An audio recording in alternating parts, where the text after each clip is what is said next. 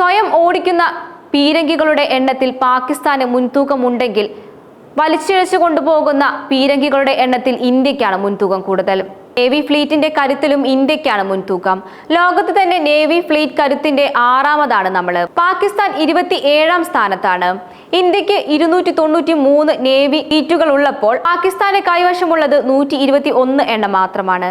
വിമാനവാഹിനി കപ്പലുകളുടെ എണ്ണത്തിൽ പാകിസ്ഥാൻ പാടെ ദുർബലയാണ്.